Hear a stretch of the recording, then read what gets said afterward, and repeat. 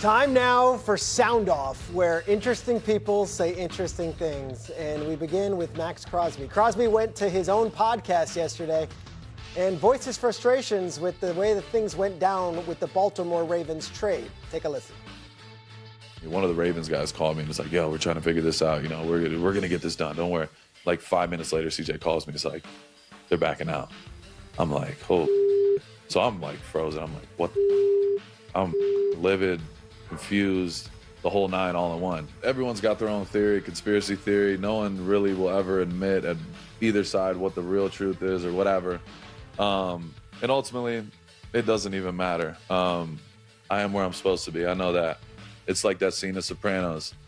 Against Silvio. He's like, do it for me, Sil. He's like, as soon as they thought I was out, they pulled me back in. They pulled me back in, and that's exactly what it is. I'm in for life, and until that changes, which I don't foresee, you never know. Honestly, you never know in this damn league. I found that out for sure. But I just feel like I'm meant to be a Raider, and that's what it is.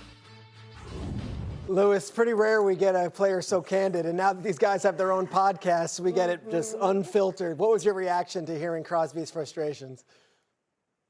Yeah, I mean, that's the human side of it, right, Peter? That's the human side of the business that I think in general people take for granted. Like they feel as though players are just immune to the kinds of changes that can occur in your life and the kind of emotional roller coaster you can go on when you're moving from one team to the next, especially when you're talking about Maxx in his specific situation, what he has overcome and who he has become as a Raider, someone who has really taken to those silver and black colors and kind of made them his own. He is the quintessential Raider.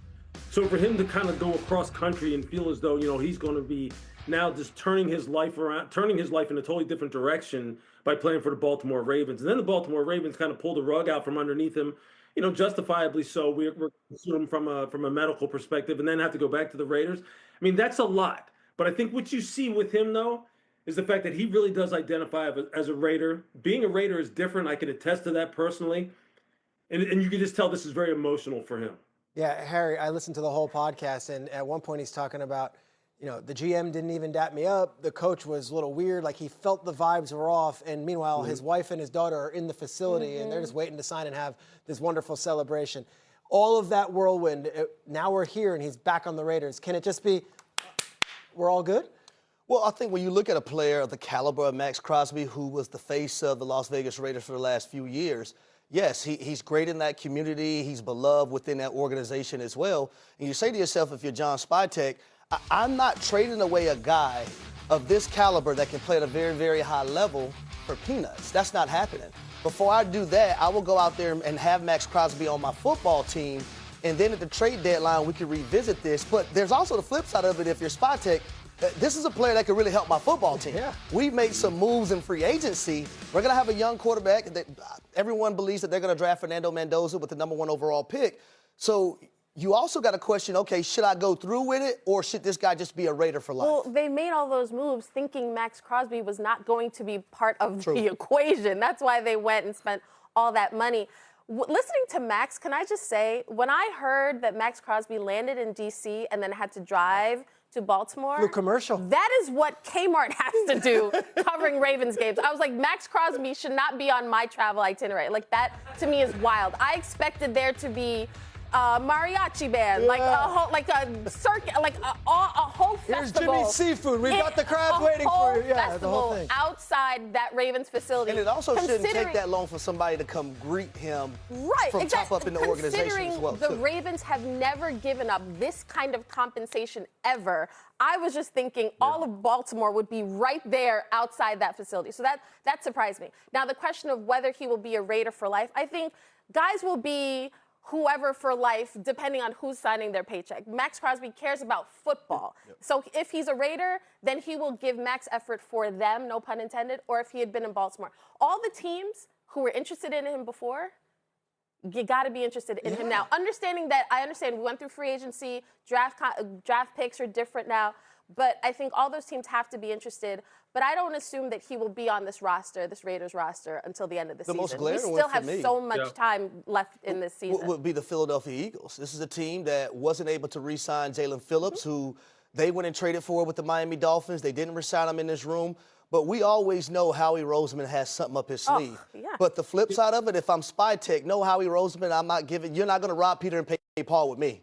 You're giving me the compensation that I want from Maxx Crosby. Those guys used to work together. Lewis, you know them both very well. What do you make of the Eagles side of it?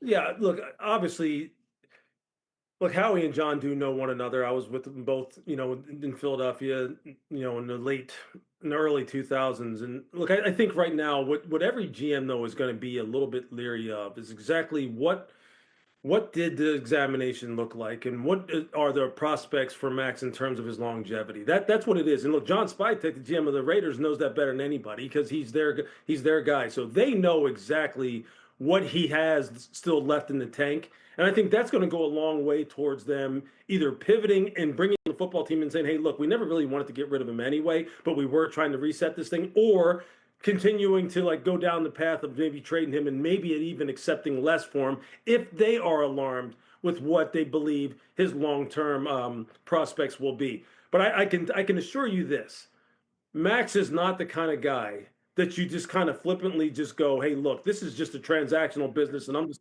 trying to trade him for assets. He deserves more than that. He's earned more than that. And I think John respects him more than that. And that's why I would not be shocked at all to see him remain a Raider for the rest of his career. I will say, he was at the facility 6 a.m. the next day in Vegas and working on the knee. And his doctor, Dr. Neil Elatrash, is considered one of the top surgeons in the world, said he is right on time. The Ravens doctors, and they had multiple, they didn't feel as comfortable about it. From the Raiders' standpoint, now you said it yourself. You suddenly, all of a sudden, have Maxx Crosby on. You look at this roster; it's completely revamped. Way better than when you were thinking of getting rid of him. So that's why, if you are the Raiders, who you're going to bring in a rookie quarterback, there's no sort of directive that Mendoza has to start right away. You get a veteran quarterback, he plays, and you sort of build around him. That's what you want to see.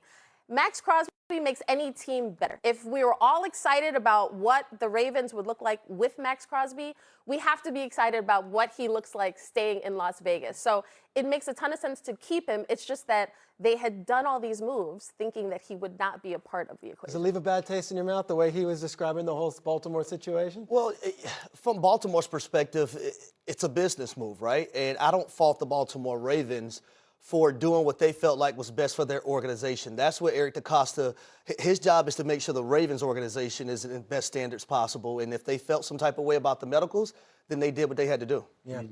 Plenty more to come on this one, and it'll be all offseason, I'm sure. Guys, great conversation. Coming up, a